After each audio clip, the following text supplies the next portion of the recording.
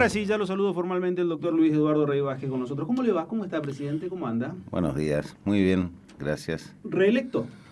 Así es, Bueno, el esta periodo de un semana. año es... Es un año. Es un año, es un año. ¿Qué le deja este año que está concluyendo? Bueno, la verdad que es un año donde se han encarado una gran cantidad de reformas estructurales en varias áreas o en varias, digamos, a ver cómo lo puedo resumir. Es decir, se empezó a dar plenamente el avance en materia de modernización, aplicando herramientas tecnológicas en la mejora de la gestión judicial, de la gestión de los procesos judiciales. Por ejemplo, la utilización de las videocámaras para grabar las audiencias en línea con lo que es el sistema de oralidad efectiva aplicada a todos los procesos, que es una de las políticas de este Superior Tribunal de Justicia, ¿no? Desde incluso antes de este año, ¿no?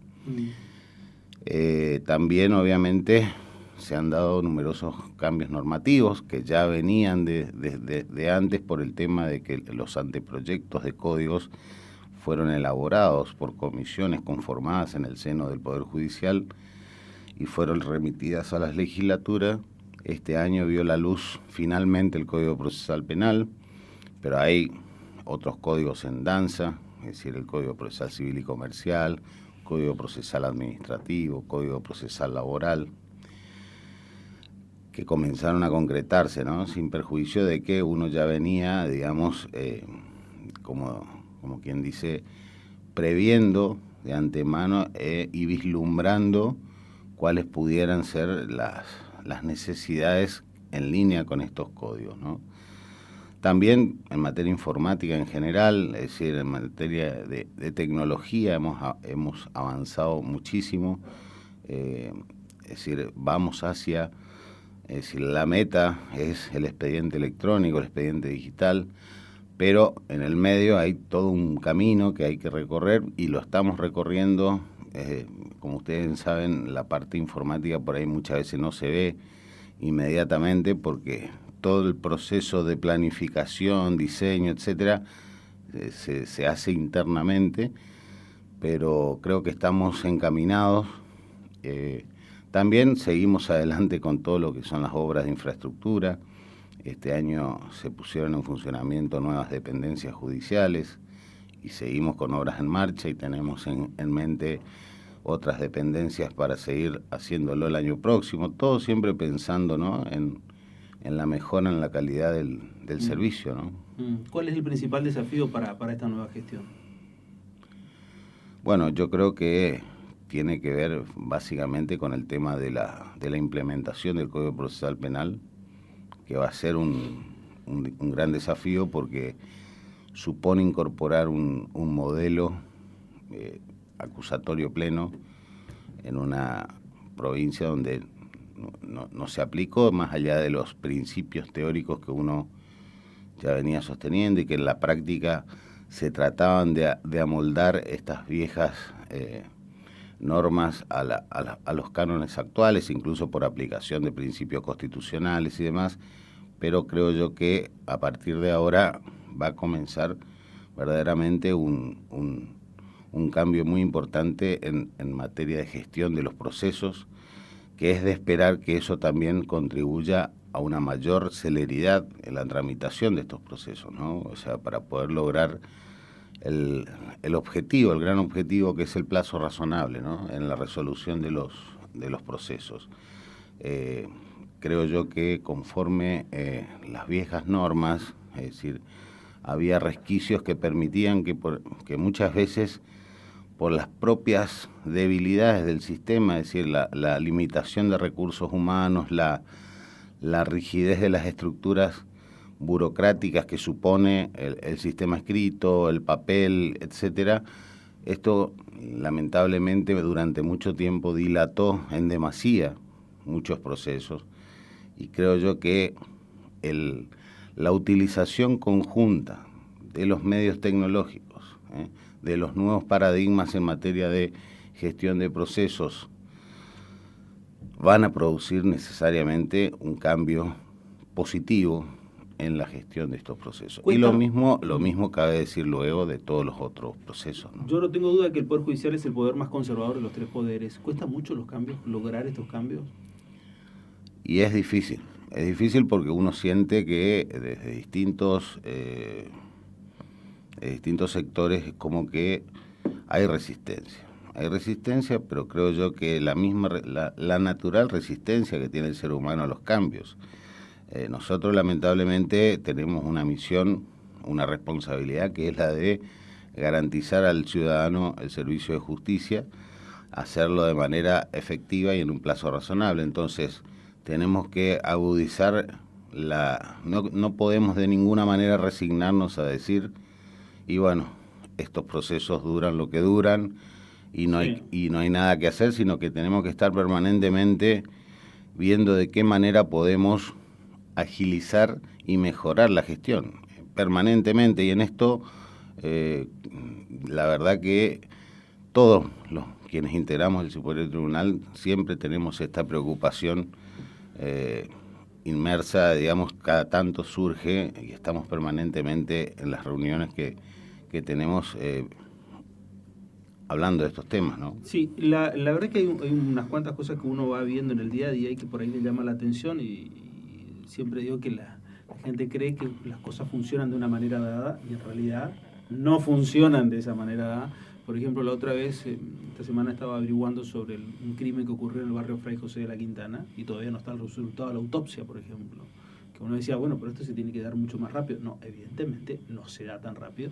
Pero por otro lado también, esta semana o la anterior, hacía una entrevista a los integrantes del Tribunal Oral Penal 2, quienes mostraban cómo venían trabajando en el tema de los juicios abreviados, que me parecía muy interesante, especialmente en la dinámica que va dando de diversas causas.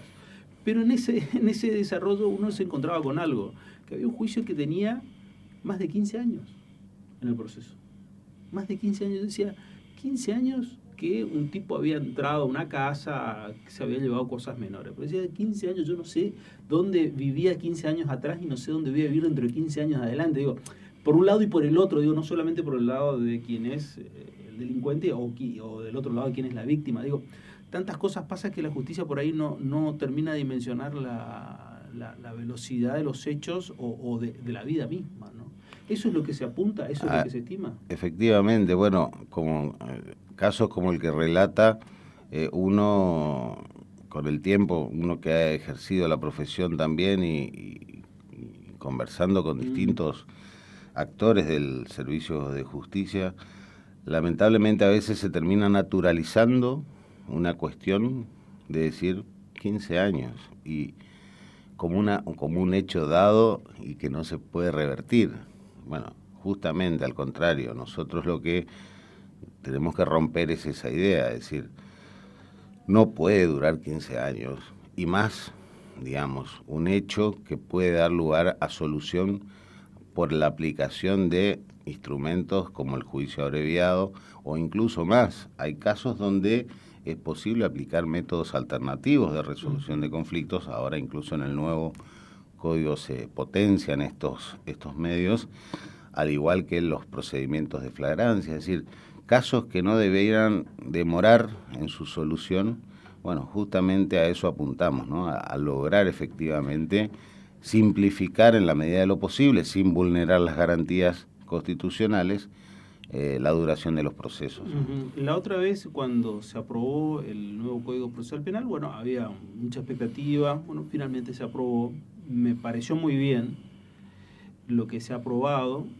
Quizás uno puede tener diferencias con algunas pequeñas cosas, pero la evolución de 30, 40 años, lo que teníamos en el Código, ya hay que celebrarlo de por sí. Después que la letra fina, a mí hay cosas que no me gusten, queda completamente de lado, porque quizás a usted tampoco le guste cómo quedó, pero la evolución se logró. Ahora, con la otra evolución que se va a avanzar, por lo menos la información que yo manejo, que políticamente hay una voluntad política del Código Procesal Civil, se va a dar en dos de los grandes códigos, digo, de los grandes temas, en lo civil y en lo penal, nuevos códigos. Pero hablando con magistrados, con abogados, decía Jorge Bompadre también acá, lo que va a demandar una mayor especialización. Y habrá que ver si en realidad todos están preparados para especializarse en esto. ¿Cree que es una etapa de transformación del Poder Judicial a partir de estos dos códigos? ¿Que estamos entrando en una nueva era del Poder Judicial, sí o sí? A ver, el tema de si capacitarse o especializarse indica una nueva era, creo yo que esa era comenzó hace bastante tiempo atrás.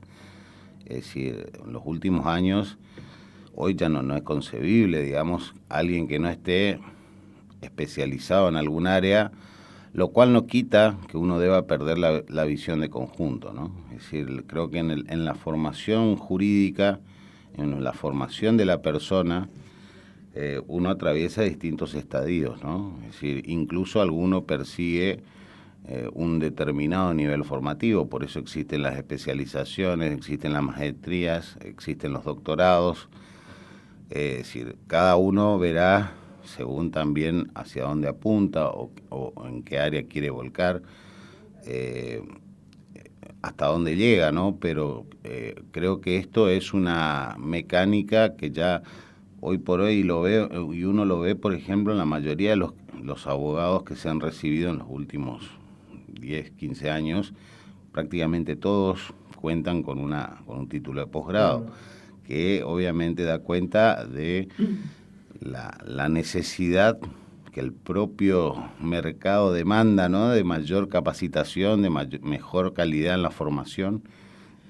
Y bueno, probablemente uno deba especializarse. No sé si para poder trabajar con los códigos o con el nuevo sistema. Por eso decía, depende del estadio en que se encuentre cada persona, el operador jurídico, llámese juez, llámese secretario, llámese abogado litigante, se verá, digamos, qué necesidad tiene. Lo que sí nosotros vamos a generar es un sistema de capacitación permanente desde nuestra área de capacitación del Poder Judicial para todos los operadores sobre este nuevo código, ¿no? Y seguramente habrá otro tipo de capacitaciones a través de las facultades y otros centros, ¿no? Se ha firmado en su momento el convenio con Bombo y Platillos 4 años atrás, Justicia 2020. Bueno, llegamos al 2020, falta menos de un mes para el 2020. ¿Se van cumpliendo todas las metas? ¿Cuáles son las metas que quedan todavía por cumplir? ¿Cuáles son las metas que en ese convenio habían firmado y que se anhelaban, faltan todavía por avanzar? Y hay muchas cosas que creo que se han concretado, un poco tiene que ver con el tema del recambio en los códigos procesales. Es una de las ideas que surgió a partir de este proyecto, sin perjuicio que antes ya se comenzó a trabajar en anteproyectos de código. Digamos, el modelo de Justicia 2020 lo único que vino fue a corroborar un trabajo que ya se había disparado desde la órbita del Poder Judicial. En el tema tecnológico también tuvo mucho que ver. De hecho, han habido aportes y asistencias de capacitaciones constantes en materia de oralidad, en materia de uso de nuevas herramientas tecnológicas, también en el diseño de los juzgados y de los centros de donde se cumplen, por ejemplo, funciones coetáneas o complementarias al quehacer judicial, por ejemplo, centro de atención a víctimas, oficinas judiciales de diverso tipo, casa de justicia. Son distintos modelos que en algunas provincias incluso se han implementado. El caso de Tierra del Fuego, hemos conocido el año pasado lo que ellos denominan la Casa de Justicia en un pueblito que queda a 80 kilómetros de Ushuaia. Es decir, son distintos modelos de gestión que vienen de la mano y que se incorporan y vienen desde lo que fue este programa, ¿no? Este proyecto de Justicia 2020, ¿no? Creo que seguiremos adelante con lo que ya hemos comenzado. Un poco también estamos con gran expectativa acerca de cuál puede llegar a ser la relación con el nuevo Ministerio de Justicia de la Nación, claro, para con los poderes judiciales, tanto el federal como de provincias. Así que eso también va a depender muchas de los cursos de acción que podamos llevar adelante. Por lo pronto tenemos varias cosas en que ocuparnos. Sí. Y en ello vamos a centrar nuestro esfuerzo, ¿no? Yo no dudo que nosotros los capitalinos tenemos la misma centralidad que tienen los porteños, lo de Capital Federal, porque siempre miramos nuestro ombligo nada más, especialmente lo que pasa acá. Pero lo que he visto que me pareció muy interesante cómo le están dando cierto énfasis a la justicia de paz. Sí. ¿Tendrá otro tipo de rol a partir de ahora? Digo, porque los conflictos que se dan en los pueblos muchas veces quedan olvidados y atrasados. La otra vez me hablaba con un funcionario del interior que me decía: mirá, nosotros para que nos den artículo en tal cosa tienen que pasar y que en Capital no pase nada, me decía, porque si no seguimos a la cola atrás. ¿Se le va a dar mayor énfasis a ese...?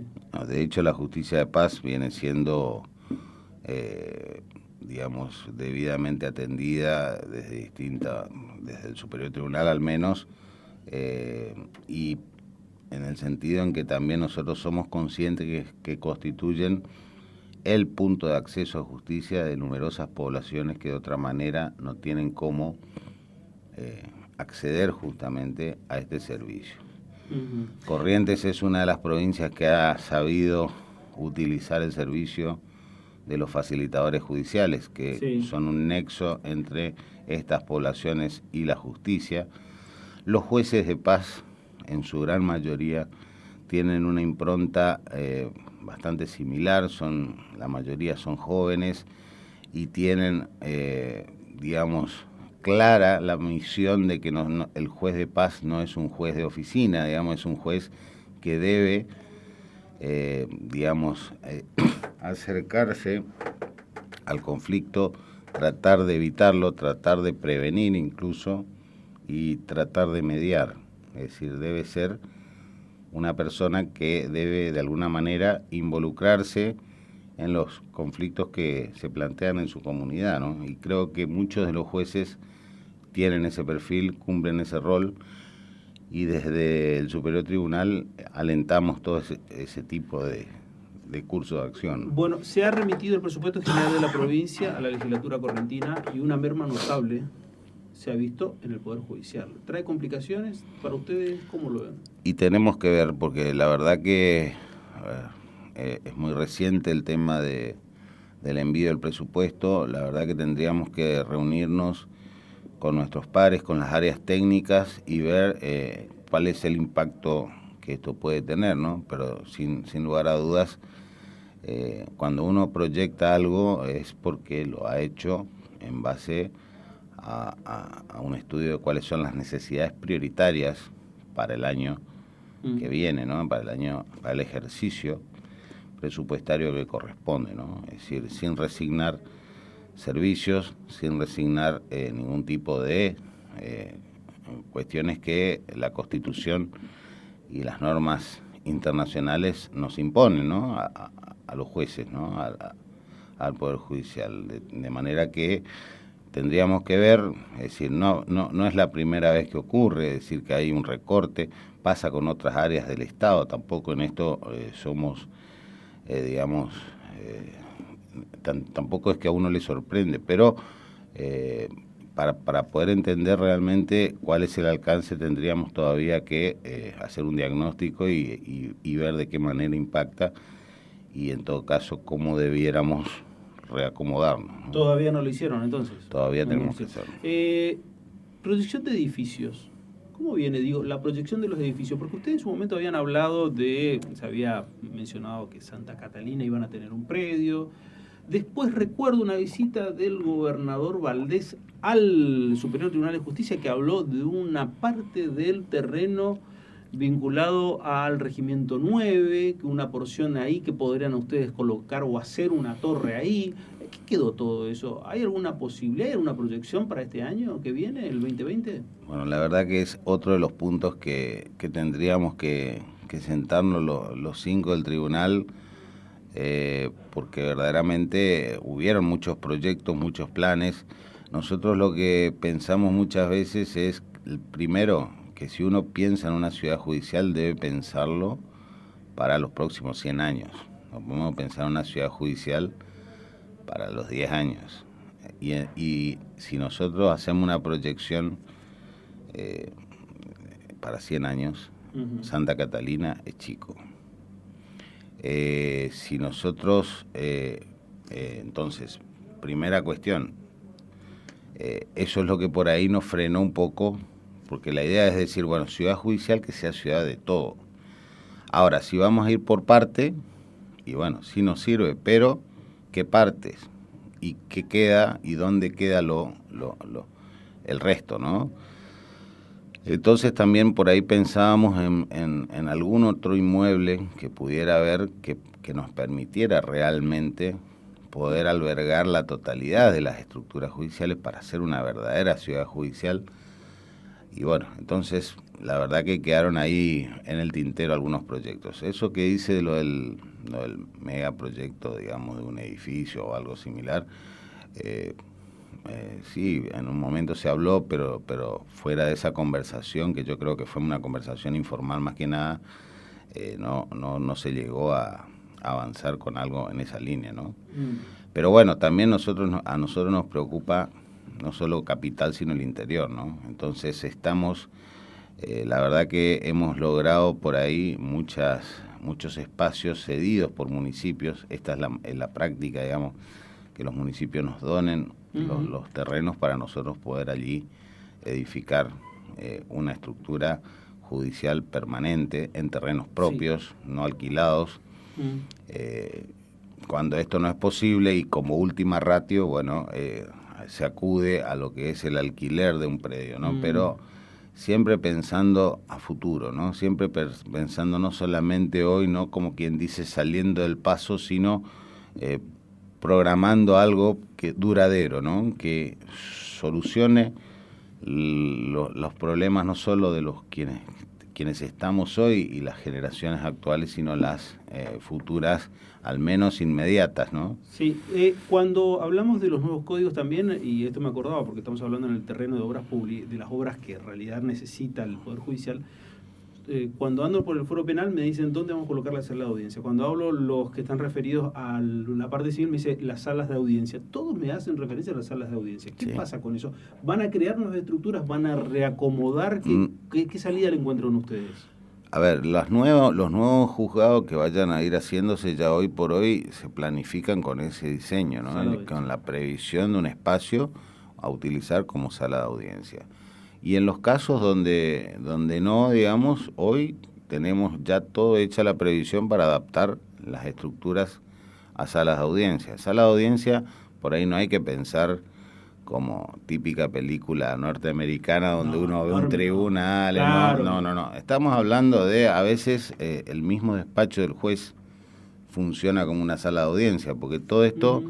Para eso está el dispositivo tecnológico, ¿no? Es decir, la videocámara que lo que permite es filmar en 360 grados y poder, digamos, uno puede celebrar la audiencia con la presencia del juez en un espacio reducido, relativamente, ¿no?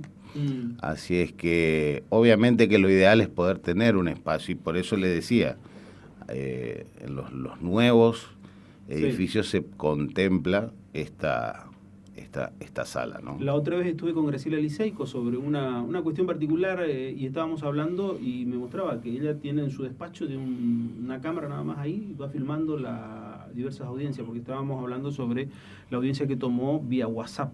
Vía WhatsApp no es que él estaba en otro lado, no, delante suyo había una persona que no se podía hacer entender porque era sordomuda, pero sí sabía escribir por WhatsApp y ahí le tomó la audiencia y quedó todo filmado. A eso hace referencia. Y ya que estoy hablando no quiero hacer referencia a la doctora Liceico, pero ya que estoy hablando del edificio 9 de Julio y San Juan, cuando uno camina por ese edificio hasta el cuarto o quinto piso, mamma mía, cómo trabaja esa gente ahí, ¿eh? No digo que trabajan mucho más que otros en otras dependencias, quiero decir, el estado en el cual se encuentran. ¿Piensan replantear algo? Digo, por cómo están uno pegados al otro, llenos de papeles, todo. La verdad, muchas veces uno piensa y dice, bueno, esta es la otra parte, el lado B de lo que no se ve, de lo que es el trabajo de oficina, ahí en un lugar que ha quedado chico, o por lo menos ya fuera de época. Sí. ¿Piensan en cambios, algo? Nosotros tenemos justamente una gran preocupación que es la despapelización. La mayoría de los espacios y el peso que soportan las estructuras judiciales tiene que ver con el papel, ¿no? Es decir, nosotros hemos aplicado ya reducción de papelería en cuestiones de manejo interno hace un tiempo, pero el tema de los expedientes judiciales, digamos, es decir, estamos justamente en uno de los trabajos que estamos inmersos, sobre todo la dirección de informática, en el diseño de un sistema que permita apuntalar o apuntar hacia el expediente electrónico lo más pronto posible, justamente para poder eliminar estas estructuras, ¿no? Estas, digamos, el expediente papel, digamos, que es lo que más espacio resta, ¿no? Si nos remontamos más atrás, y bueno, el edificio de 9 de Julio y San Juan, sabemos que originalmente era un banco, ¿no? Es decir, claro. Y que después en un momento dado el Poder Judicial lo adquiere. De hecho, me ha tocado caminar como abogado ese edificio, claro, muchas veces, y no ha cambiado mucho de lo que era entonces y lo que es ahora. Es decir, justamente es uno camina por ahí, parece como que está todo comprimido, digamos, claro. Pero bueno, evidentemente es una incorporación que se hizo al Poder Judicial y efectivamente estamos permanentemente fiscalizándolo. El área de arquitectura se ocupa de que se hagan las inspecciones en materia de seguridad y demás, es decir, que esté debidamente ventilado, que tenemos todas las medidas de seguridad previstas, ¿no? Es decir, o sea que no...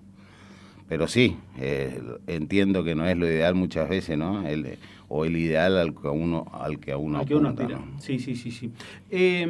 ART, estuvieron reclamando los trabajadores del CITRAG. ¿Qué hay para decir de eso? Bueno, ART nosotros tenemos centralizado, digamos, el servicio. Creo yo que estábamos en tratativas de ver si íbamos al mismo sistema que tiene la provincia, que la provincia, el Banco de Corrientes casualmente ha diseñado un sistema para autoasegurar, es decir, hacer las veces de ART o brindar la cobertura, mejor dicho, a los agentes de la provincia, ¿no? A todos los empleados de la provincia. Pero no hay nada nuevo, es decir, el personal está cubierto, es decir, está cubierto por ART o está cubierto por el propio Estado como autoasegurador, digamos. ¿Qué es lo que más conviene? Lo que estábamos evaluando es si realmente nos conviene a nosotros hacer como autoaseguradores o bien seguir contratando una empresa privada, un tercero que es la ART, para que brinde la cobertura. Por eso estábamos trabajando a nivel provincia, lo mismo que en su momento se hizo con el tema del servicio de fibra óptica. Claro. Es decir, no tiene sentido que cada poder esté contratando por separado un servicio que en definitiva nos sirve a todos, ¿no? Ustedes van a contratar a la empresa provincial, a la SAPEM creada, ¿no? Me parece lo más lógico. Sí, pero obviamente. Sí, me parece lo más lógico, ¿no? Que el Estado se contrate los distintos poderes, ¿no? En realidad sí, es mucho más complejo, pero efectivamente es cierto, digamos, es decir, cuando el Estado contrata con entes propios, incluso rigen otros principios, es decir, se flexibiliza todo lo que es la contratación cuando uno contrata con un privado, ¿no? Sí. Así es que, bueno, en eso estamos también, ¿no? También los del CITRAG, los trabajadores, por lo menos nucleados en dicho gremio, han reclamado un incremento de sueldo. ¿Hay algo de esto o todavía están esperando? Estamos aguardando el refuerzo para este mes. El refuerzo le hace presupuestario, porque al igual que como le decía años anteriores, el recorte que sufre el presupuesto en base al anteproyecto que uno envía y el que finalmente se concreta, determina que lleguemos a fin de año siempre con esta necesidad, ¿no? Ustedes han tenido una crítica sobre esto, puertas adentro, que ustedes no son de dar ni bonos de fin de año ni plus. Exacto. Yo creo que es lo mejor para el trabajador que no le den bonos de fin de año y plus. Creo que es lo mejor siempre darle al sueldo. ¿Siguen con esa misma tesitura? Sí. Que si llega algo va directamente al sueldo. Totalmente. ¿Qué le queda por hacer? ¿Cuál es el anhelo para el desafío personal para el año que viene? Digo, bueno, lo personal es decir, bueno, este año terminé un doctorado en la función pública. ¿Cuál es el desafío para el 2020? Es decir, quiero concretar que el Código Procesal Penal salga bien, quiero lograr que salga el Código Procesal, el de familia, el administrativo, el civil. ¿Cuál es el anhelo personal? No, a ver, primeramente, es cierto, uno tiene satisfacciones personales, pero yo entiendo que, o me interesa, o siempre lo consideré, que todos los logros personales yo siempre los capitalizo para la aplicación o su derrame en el ejercicio de la función que uno ejerce, ¿no? Es decir, y tengo claro que todo eso lo único que hace conmigo personalmente es darme mayor compromiso con el servicio de justicia en este caso. Y entonces, en esa